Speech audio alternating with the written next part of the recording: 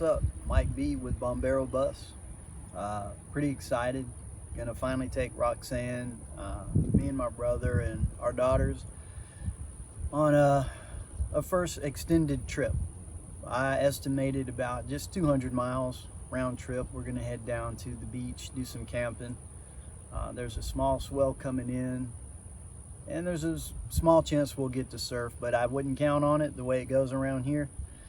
So it's mostly about stretching the legs on the bus and his bug. We cruise them around town all the time, but there have been some things that keep us from going on further trips. And I feel like we've taken care of them, and we're just anxious to see how it goes outside of town. Quick recap, what kept the bus in town. I had too much blow by coming out, and it was coming behind this crankcase pulley, and the reason why is that I had a wrong one. There's a video on that, but my thread back there was going the wrong way. There's pulleys out there like that, so instead of blowing the pressure, crankcase pressure back in, it was actually pulling it out. And once it gets out and from behind there, it just gets spread all around, and you have to wipe down your motor way more than you'd like to. That was one thing. The other one, there's a video on it, the problems I had with my old alternator. It was keeping the bus in town. I couldn't take it on any extended trips because of that. So the alternator and the pulley combined also were stressing a belt. I was changing these way too much. If I tried to take this bus on a trip before, I would have had to stop every maybe 50 miles and change this belt because it was flipping them and or tearing them up. Another thing is these carburetors, this phenolic spacer is new. The carburetor was originally mounted onto this intake manifold. You can see how short the intake manifold is, and it's close to the heat source, the cylinder heads. So after about 5 minutes of parking it, you would hear gurgling in both of these carburetors, and that was the fuel boiling. So if you have fuel boiling in your carburetor or gurgling, one of the things to check out is your carb getting too hot? Mine was, I shot it with the temp, it was getting about 157 to 165 at sometimes. And what happens is after you park your bus, the heat from the cylinder head creeps up these intake manifolds, and after about 5 minutes, it will heat up your carb enough to boil your fuel in the bowl. So you're gonna have a hard start issue after that. Got these phenolic spacers, and they were advertised to take about 20 degrees off of the carburetor temperature, which I knew would stop the fuel from gurgling. But according to my temp gun, it's taken about 30 degrees off. Of course, we have cooler weather, but the bottom line is that I can get the bus hot, take her on a nice run, and when I turn it off, you can check back and shoot the carbs with the temp gun, and they don't get over about 115, maybe 120. So the gurgling has gone away. Again, these are the things that were keeping the bus from going on longer trips, but I was able to ride it around town pretty much on a daily basis. I just had to look out for these things. But those things are fixed now, so we're gonna stretch the legs on it and see how they hold up.